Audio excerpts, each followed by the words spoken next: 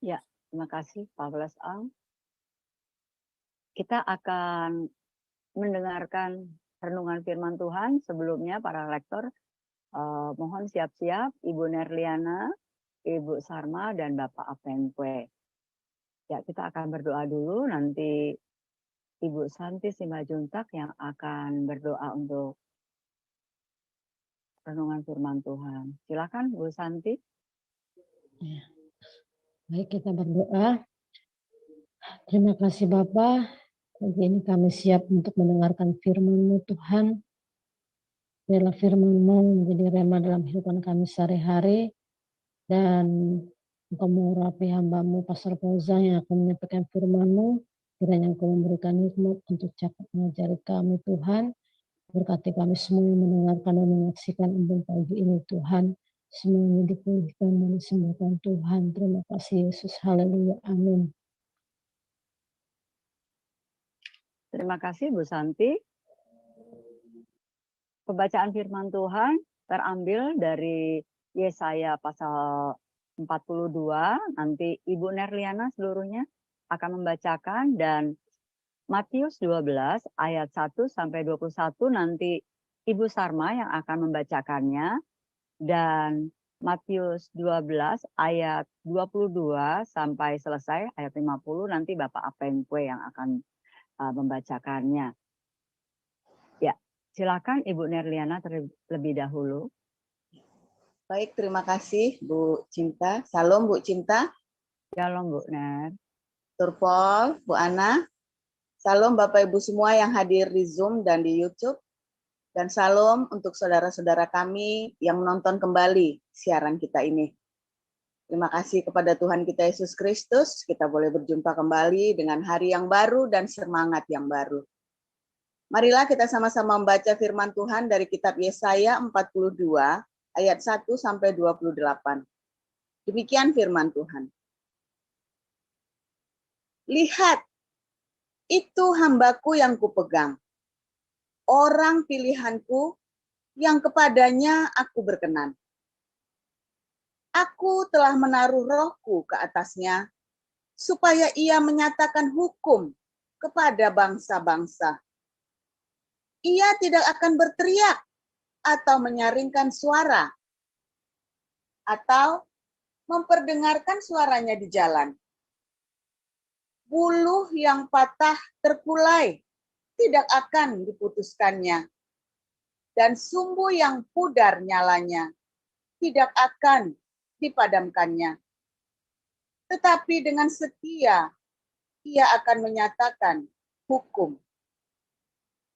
Ia sendiri tidak akan menjadi pudar dan tidak akan patah terkulai sampai ia menegakkan hukum di bumi.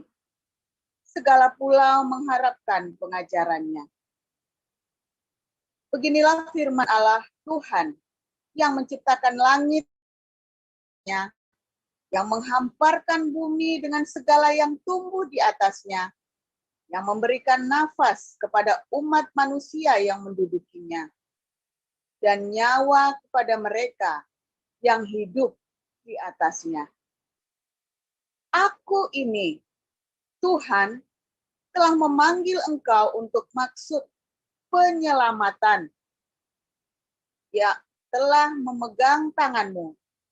Aku telah membentuk engkau dan memberi engkau menjadi perjanjian bagi umat manusia, menjadi terang untuk bangsa-bangsa, untuk membuka mata yang buta, untuk mengeluarkan orang hukuman dari tempat tahanan, dan mengeluarkan orang-orang yang duduk dalam gelap dari rumah penjara. Aku ini Tuhan, itulah namaku. Aku tidak akan memberikan kemuliaanku kepada yang lain, atau kemasyuranku kepada patung. Nubuat-nubuat yang dahulu, sekarang sudah menjadi kenyataan. Hal-hal yang baru hendak kuberitahukan. Sebelum hal-hal itu muncul, aku mengabarkannya kepadamu. Nyanyikanlah nyanyian baru bagi Tuhan, dan pujilah Dia dari ujung bumi. Baiklah, laut bergemuruh serta segala isinya, dan pulau-pulau dengan segala penduduknya. Baiklah, padang gurun menyaringkan suara dengan kota-kotanya, dan dengan desa-desa yang didiami Kedar. Baiklah bersorak-sorai penduduk Bukit Batu. Baiklah mereka berseru-seru dari puncak gunung-gunung.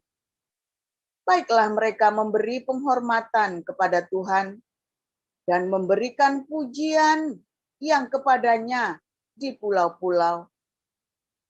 Tuhan keluar berperang seperti pahlawan, seperti orang perang yang membangkitkan semangatnya untuk bertempur. Ia bertempik sorak. Ya, ia memekik terhadap musuh-musuhnya. Ia membuktikan kepahlawanannya. Aku membisu dari sejak dahulu kala. Aku berdiam diri, aku menahan hatiku. Sekarang aku mau mengerang seperti perempuan yang melahirkan. Aku mau mengah-mengah dan megap-megap. Aku mau membuat tandus gunung-gunung dan bukit-bukit, dan mau membuat layu segala tumbuh-tumbuhannya. Aku mau membuat sungai-sungai menjadi tanah kering, dan mau membuat kering telaga-telaga. Aku mau memimpin orang-orang buta di jalan yang tidak mereka kenal, dan mau membawa mereka berjalan di jalan-jalan yang tidak mereka kenal. Aku mau membuat kegelapan yang di depan mereka menjadi terang, dan tanah yang berkeluk-keluk menjadi tanah yang rata. Itulah hal-hal yang hendak kulakukan kepada mereka, yang pasti akan kulaksanakan. Orang-orang yang percaya kepada patung pahatan akan berpaling ke belakang dan mendapat malu, yaitu orang-orang yang berkata kepada patung tuangan, "Kamulah Allah kami." Dengarkanlah, hai orang-orang tuli. Pandanglah dan lihatlah, hai orang-orang buta. Siapakah yang buta selain dari hambaku, dan yang tuli seperti utusan yang kusuruh? Siapakah yang buta seperti suruhanku, dan yang tuli seperti hamba Tuhan? Engkau melihat banyak, tetapi tidak memperhatikan. Engkau memasang telinga, tetapi tidak mendengar. Tuhan telah berkenan demi penyelamatannya untuk memberi pengajarannya yang besar dan mulia. Namun, mereka suatu bangsa yang dijarah dan dirampok. Mereka semua terjebak dalam goronggang-geronggang dan disembunyikan dalam rumah-rumah penjara. Mereka telah menjadi jarahan dan tidak ada yang melepaskan. Menjadi rampasan dan tidak ada yang berkata, "Kembalikanlah." Siapakah di antara kamu yang mau memasang telinga kepada hal ini? Yang mau memperhatikan dan mendengarkannya untuk masa yang kemudian? Siapakah yang menyerahkan Yakub untuk dirampas dan Israel kepada penjara? Bukankah itu Tuhan? Sebab kepadanya kita telah berdosa, dan orang tidak mau mengikuti jalan yang telah ditunjuknya, dan kepada pengajarannya orang tidak mau mendengar. Maka ia telah menumpahkan kepadanya kepanasan amarahnya dan peperangan yang hebat yang menghanguskan dia dari sekeliling. Tetapi ia tidak menginsafinya. Dan yang membakar dia, tetapi ia tidak memperhatikannya. Demikian pembacaan firman. Ya, silakan Ibu Sarma, Matius 12 ayat 1 sampai 21.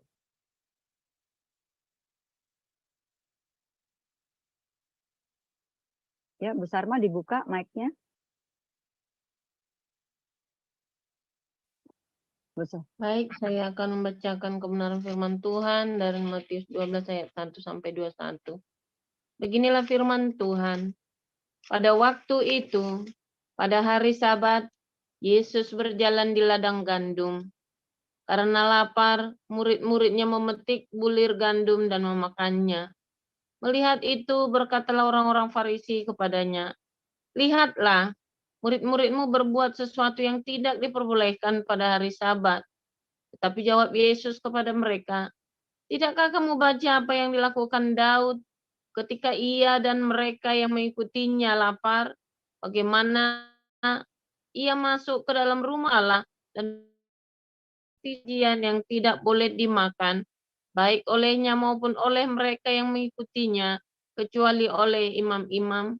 Atau tidakkah kamu baca dalam kitab Taurat bahwa pada hari-hari Sabat, imam-imam melanggar hukum Sabat di dalam bait Allah, namun tidak bersalah? Aku berkata kepadamu, di sini ada yang melebihi bait Allah.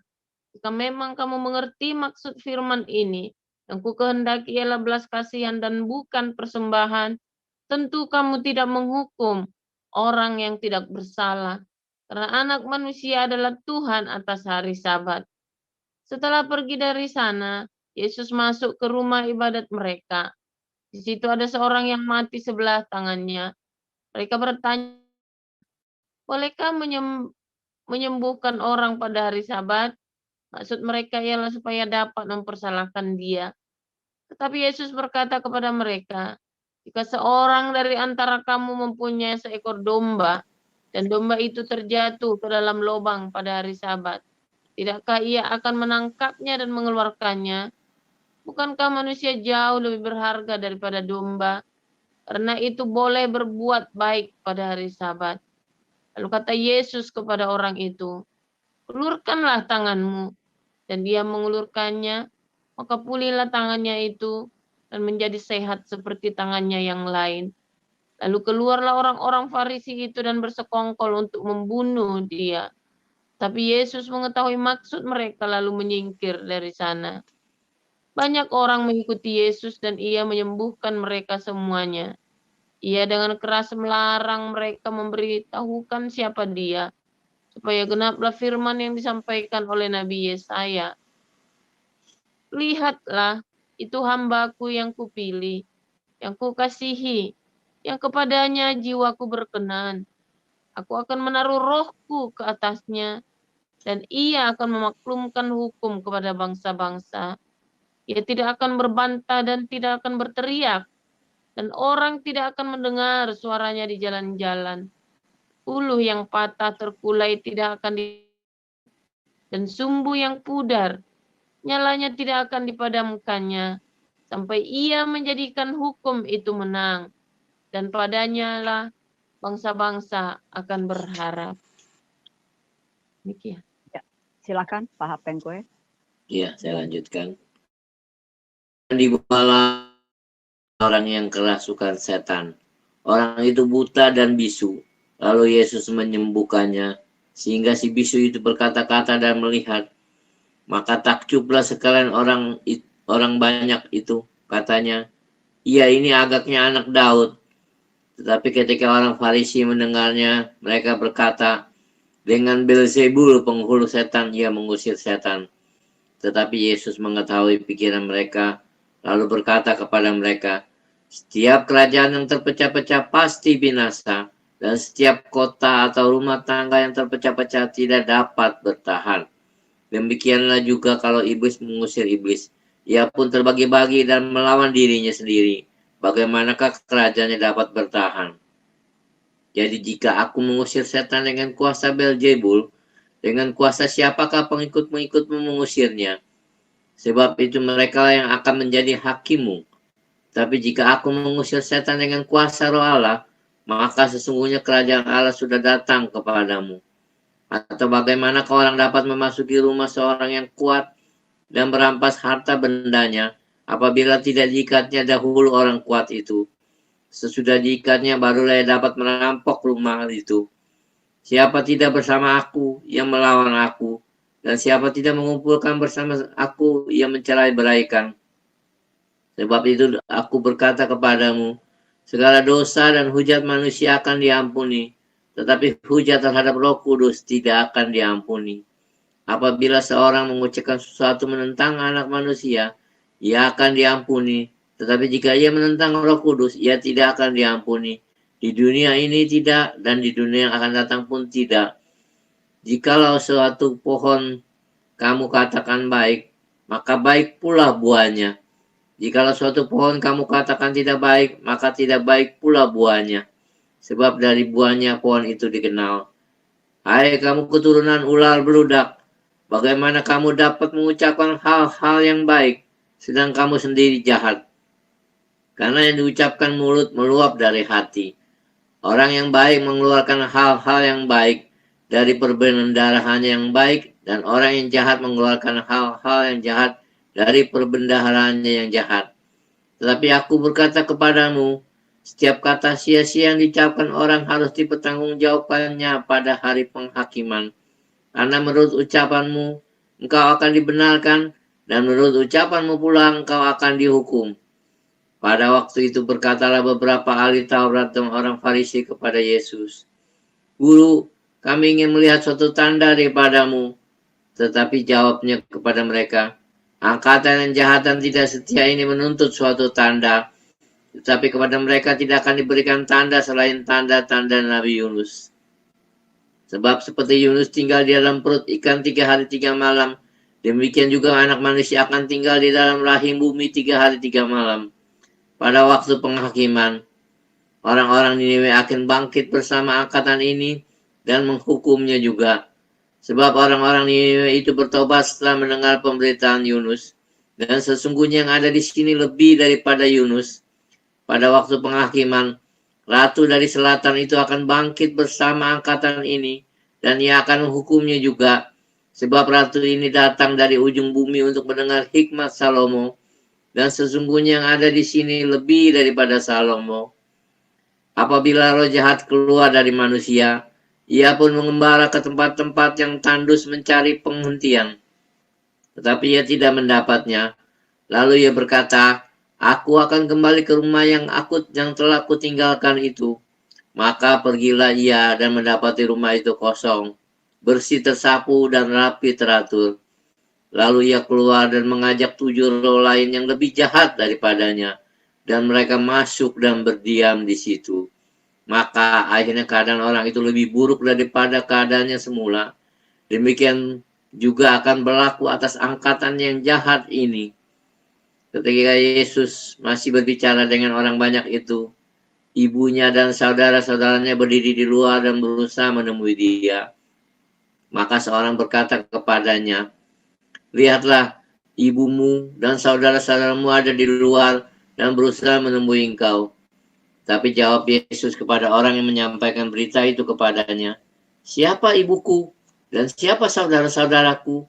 Lalu katanya sambil menunjuk ke arah murid-muridnya ini ibuku dan saudara-saudaraku. Sebab siapakah yang melakukan kehendakan Bapakku di surga? Dialah saudaraku laki-laki, dialah saudaraku perempuan, dialah ibuku.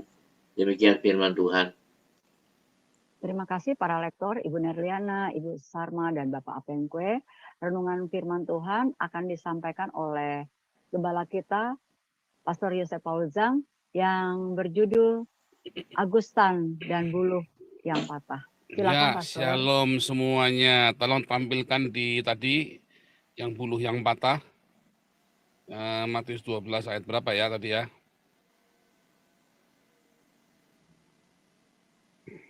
Kalian nanti tandain ya. Ya, itu. 20 ya. Bagus ya. Buluh yang patah. Ya, sumbu buluh yang patah terkulai tidak akan diputuskan. Sumbu yang pudar nyalanya tidak akan dipadamkan. Ya. sampai ia menjadikan hukum itu menang, saudara. Saudaraku, luar biasa hari-hari ini kita gegeran, saudara ya, dengan seorang yang meninggalkan Tuhan Yesus, lalu dengan beraninya dia menyepelekan, menghina ya Alkitab, mau covernya pokoknya dia sebut Alkitab, yaitu Agustan, saudara ya. Lalu kemudian banyak orang mencaci maki dia, saudara. Nah, mungkin ya kita ambil positif ya, mungkin karena orang tidak tahu kenapa dia murtad, saudara. Ya, banyak orang punya alasan, ada 1001 macam alasan buat meninggalkan Tuhan Yesus. Bagaimana ya, saudara pernah mengalami pengen mau meninggalkan Tuhan Yesus atau bahkan sudah pernah meninggalkan Tuhan Yesus dari syahwat ya, dari syahwat sampai ini ya surat ya saudara ya. Nah, pokoknya surat utang maksudnya, semua alasannya pokoknya buat meninggalkan Tuhan Yesus, saudara. Nah, saudara, kemarin kita belajar tentang si cacing Yakub, saudara ya. Anda berguna, Anda bisa menjadi berkat.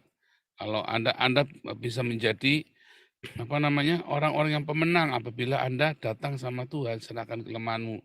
Nah, saudara, sekarang kita lagi cerita tentang kehidupanmu yang sudah patah, saudara. Bagaimana kehidupan yang sudah remuk, bagaimana dengan semua hidupmu yang sudah gagal, saudara. Sudah dibuang sama keluarga, sudah dibuang sama istri atau suami. Banyak orang baru memulai hidupnya saat lagi remuk, saudara ya. Kita seringkali ikut-ikutan mencaci maki orang yang lagi remuk, saudara. Wah, paling seneng kalau ada orang sial kita, saudara. Benar nggak? Harus jujur, saudara. Kalau Anda tidak dipenuhi dengan cinta kasih dari Tuhan Yesus, saudara akan senang sekali kalau ada orang hancur. Senang kalau ngeliat orang hancur. Agustan ini lagi sekarat, saudara ya. Maaf kata, saudara ya. Sambil ngomong miring, sama pembantunya itu dilapin terus, sudah mulutnya pakai tisu saya. Karena ngecek. Wah, semua orang bersorak-sorai, saudara. Saudara, menurut saudara, Tuhan Yesus itu ikut bersorak-sorai nggak ketika Agustan mengalami hal seperti itu, saudara? Agustan ini pernah ada di dalam komunitas gereja. Kita tidak tahu dia sudah lahir baru atau belum, tetapi dia sudah dibaptis dan ikut sekolah kursus teologi, ya, saudara ya. Nah, dia pernah berkhotbah memberitakan Injil demi nama Yesus, ya, dan ya oleh sinode-sinodoan lah itu ya, diangkat jadi pendeta-pendetaan gitu ya. Tapi intinya dia pernah melayani Tuhan. Dengan caranya dia, walaupun saya yakin caranya salah, saudara ya, Ani Kristian, Agustan. Saudara, ketika melakukan tindakan meninggalkan Tuhan, ya, wah kita marah, saudara, kita merasa dikhianati. Tetapi ketika dia kemudian melecehkan Alkitab, lalu dia sakit, apakah Anda masih marah, saudara? Kalau Anda masih marah dan Anda bersorak-sorai, ya, saya kok curiga Anda belum lahir baru, saudara. Serius ya. Orang yang bersuka cita, yang happy, ya bersorak-sorai, ya, dengan penderitaan dan kesialan orang lain, saya kok yakin dia belum lahir baru. Emang Pak Paul enggak, saudara ya. Kalau saya cerita, bukan karena saya bersorak-sorai, saudara. Kalau saya cerita, ya, saya lagi mengingatkan Anda hati-hati, ya.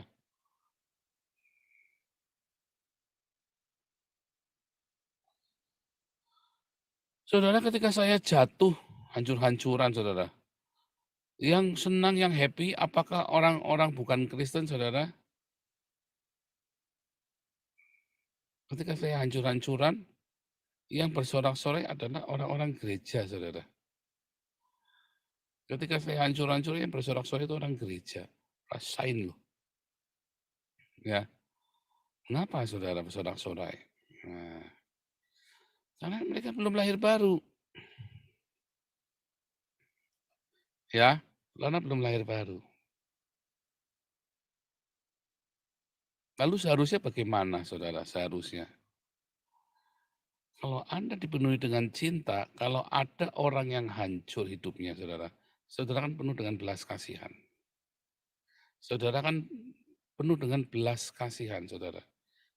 Bukan kasihan deh lu, bukan ya, tapi belas kasihan. Bukan mengasihani piti, ya bukan, saudara. Kasihan deh lu, enggak. Kasihan deh lu menghina, ya. Atau memandang, aduh dengan aduh kasihan amat lu. Bukan begitu, saudara. Tetapi ada hati yang tiba-tiba Anda merasakan kehancuran dia, saudara, hatimu itu. Ikut perih, ikut menangis. Orang-orang yang di atasnya ada Roh Kudus, saudara. Kalau Anda lihat di dalam Yesaya 42 ayat yang pertamanya, saudara ya, Roh Tuhan itu ada padanya. Ya. Kemudian dia melihat ada buluh yang patah, ada sumbu yang pudar nyalanya. Sumbu itu ya, sumbu yang pudar nyalanya. Pelita itu, kaki Dian itu ada di dalam bait suci, saudara ya. Pelita itu dibersihkan tiap hari, saudara. Tetapi kadangkala ya ada petugas yang males sehingga masih sumbunya itu kemudian banyak abunya. Lalu apinya mulai meredup. Karena sudah tinggal mati enggak, hidup enggak, ditiup sekalian ya, saudara ya. Oh enggak, tidak demikian dengan orang-orang yang mengasihi Tuhan, saudara. Orang yang pelita hidupnya sudah mulai redup ya. Aduh, kasihan banget ya. Saudara ketika melihat adikmu, saudaramu, istrimu, suamimu, bekas istri, bekas suami, hancur-hancuran, Anda seneng, rasain lo, makanya lo selingkuh sih, rasain lo, nggak tahu kan, cuman saya nih yang baik sama kamu. Anda senang begitu? Jangan-jangan Anda belum ada Roh Kudus dalam hidupmu. Orang yang ada Roh Kudus dalam hidupnya akan penuh dengan belas kasihan, saudara. Orang yang ada Roh Kudus dalam hidupnya, kalau ada orang, bahkan musuhmu jatuh, bahkan pembencimu jatuh, saudara hatimu akan digerakkan untuk menolong dia. Entah mengapa ada hati itu kemudian Anda pengen menolong dia. Nah, Pak, tetapi banyak orang yang nggak percaya Yesus juga penuh dengan belas kasihan seperti itu loh, Pak. Bukan, saudara. Nah, beda tipis dengan orang-orang melankolis, saudara ya. Yang mudah hancur, yang mudah kasihan sama orang.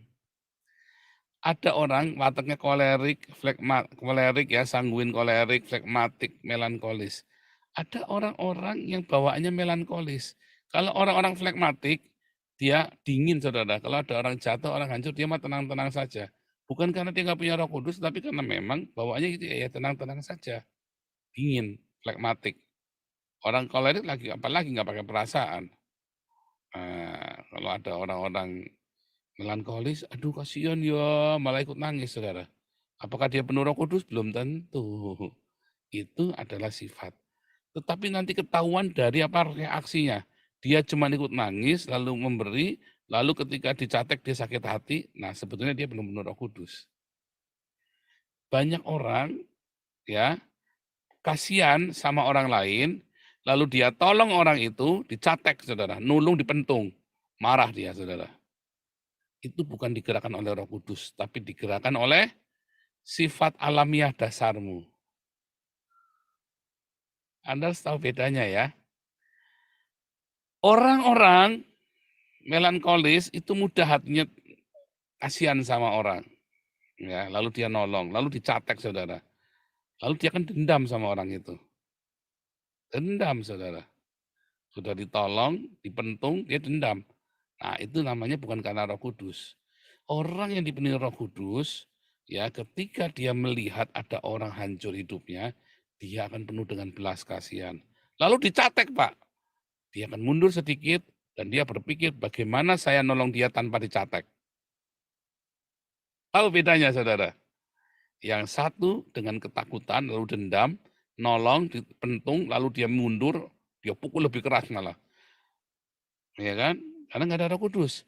Yang satu nolong, dipentung, kemudian dia mundur sedikit, lalu dia ambil cara supaya dia bisa nolong tanpa harus dipentung. Dan dia tetap ingin tolong. Wah, luar biasa ya saudara ya. Itulah orang-orang yang dipenuhi dengan cinta yang sejati, saudara. Orang yang sudah patah hidupnya nggak akan diputuskan, tapi ditegakkan, saudara. Ayo aku bantu. Orang yang sudah pudar daya hidupnya, ayo dibersihkan nama dia, nyalain lagi, saudara. Itu bedanya, saudara. Dan banyak orang nggak menyadari ke sana. Banyak orang-orang Kristen nggak menyadari ke sana. Mau Anda orang kolerik, flegmatik, Anda orang yang keras sekalipun, orang yang galak, orang yang apa. Orang-orang yang dipenuhi Roh Kudus, dia punya hati mengasihi, saudara. Ya, nah, kalau Anda lihat sekarang ceritanya Agustan ini, saudara ya. Anda tahu dia itu dikhianati, dihancurkan oleh gereja, saudara. Dia marah dengan gereja, saudara. Gereja menyingkirkan dia tanpa dia ngerti penyebabnya. Saya tahu dia salah, saudara. Teman-temannya bilang karena dia juga salah. Tapi dia nggak ngerti kesalahannya apa. Itu masalahnya, saudara. Makanya dia pahit. Kalau dia tahu salahnya apa, mungkin dia nggak pahit. Tapi dia nggak ngerti salahnya apa. Kenapa? Karena ada orang-orang memang yang sudah salah nggak ngerti kalau dia salah.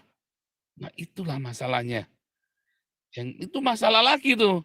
Anda salah tapi nggak tahu kalau Anda salah, lalu Anda disingkirkan dan Anda marah. Karena Anda merasa tidak bersalah, padahal Anda sudah mengganggu semua orang. Nah, tapi masalahnya kemudian tidak peduli. Ya, makanya kita anak-anak Tuhan, orang-orang percaya, saudara ya. Kalau ada orang demikian, ya saudara sambil menguji diri, menguji hatimu, saudara. Hatimu murni enggak? Hatimu beres enggak sama Tuhan? Orang-orang itu disediakan Tuhan untuk apa? Untuk menjadi praktek iman kita, saudara. Untuk menjadi pertanda bagi kita. Kita bisa jujur. Benarkah aku sudah memiliki kasih?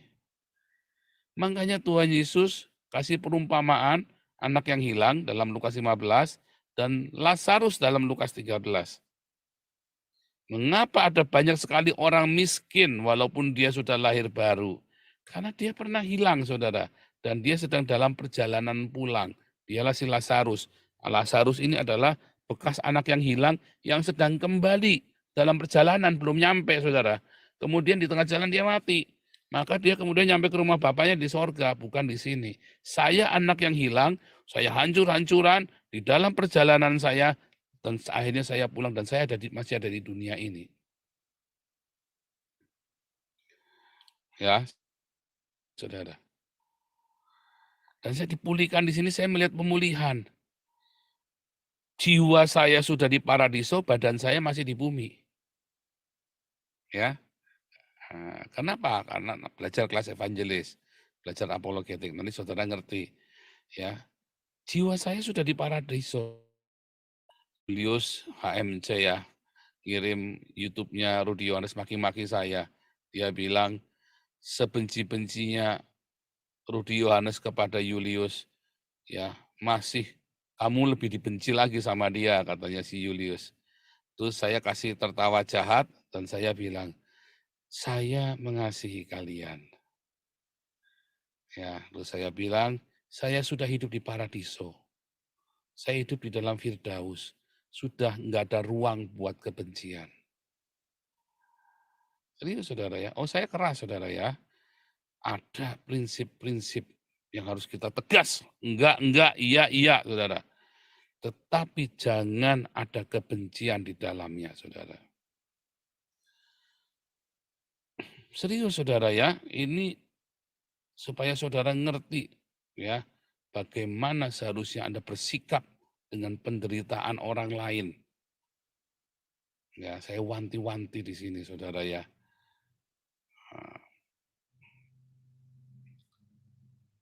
Maka dari itu saudara, ya, nah, tadi ya statement saya, waduh saya sudah tinggal di paradise, ya, nggak ada ruang buat kebencian lagi. Oh itu saya nggak retorika, saya beneran saudara. Apakah saya benci dengan si Rudiones? Tidak saudara ya.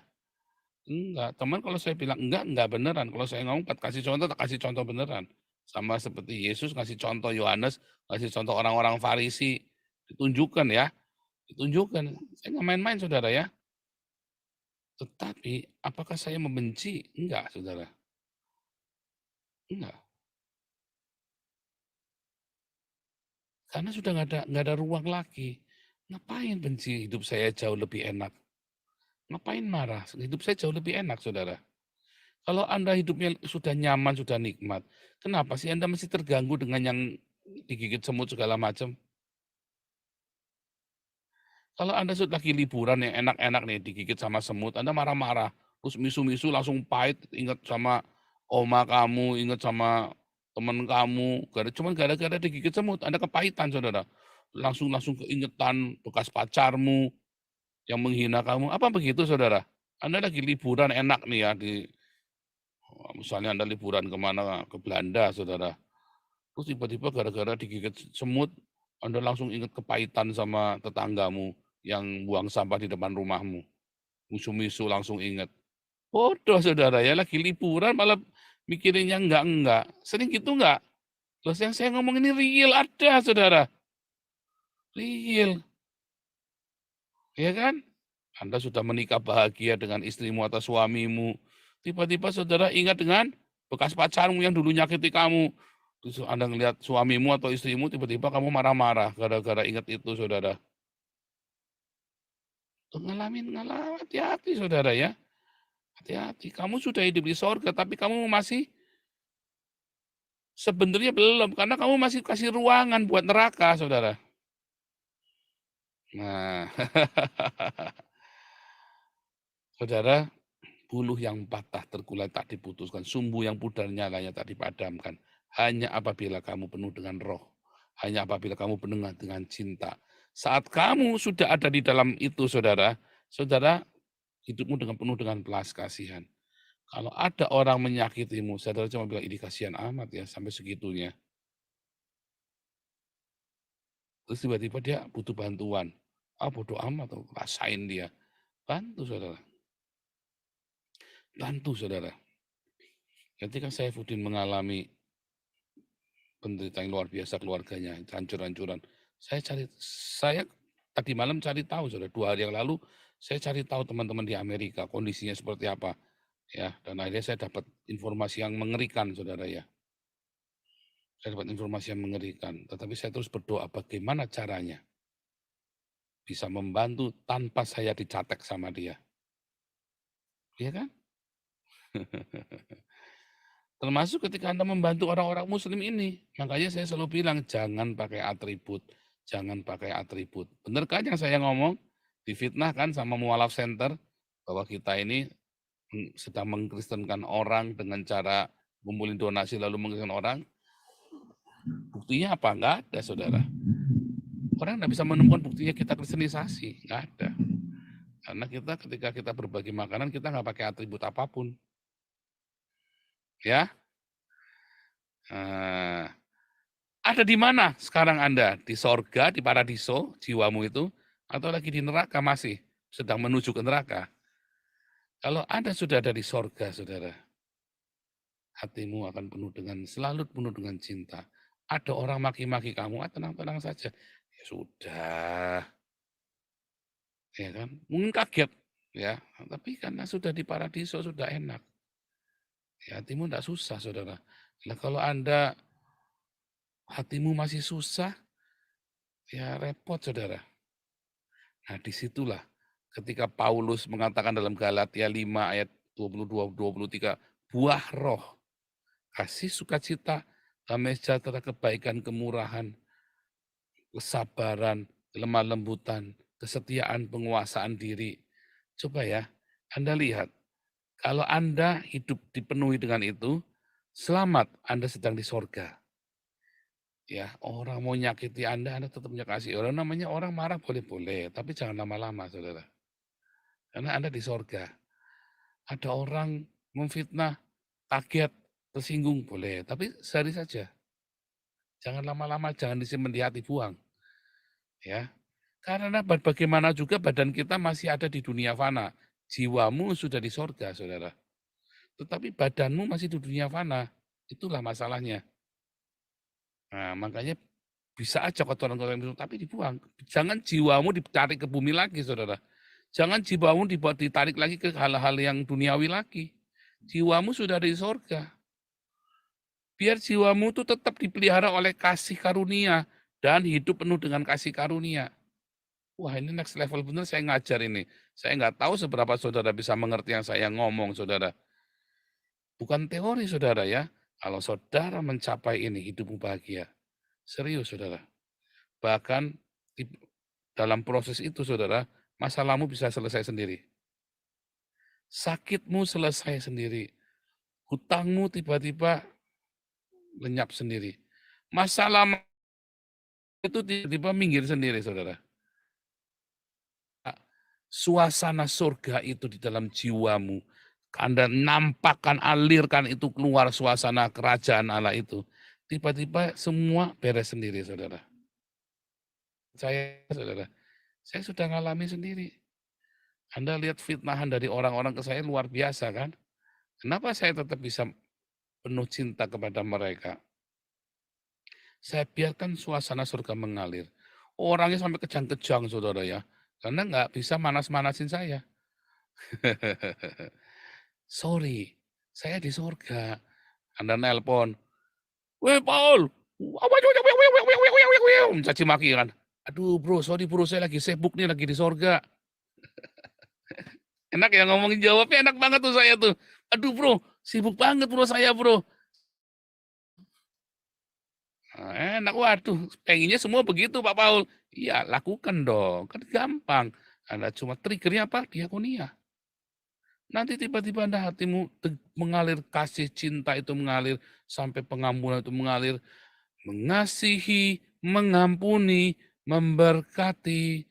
Makanya hidupmu harus bersahaja. Kalau hidupmu mewah-mewah, nggak akan bisa, saudara. Sulit, sulit katanya Jumat Kaya, saudara. Sungguh sulit, saudara.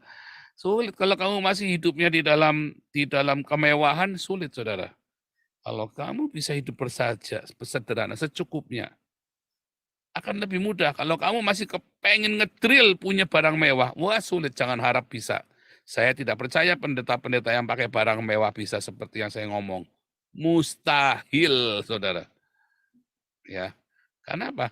Karena dagingnya kan kuat sekali, dunianya kan kuat sekali. Bagaimana jiwanya bisa ada di paradiso, saudara? Di mana hartamu berada, jiwamu berada, saudara. Hatimu berada. Yesus berkata, di mana hartamu berada, di situ main-main, saudara ya.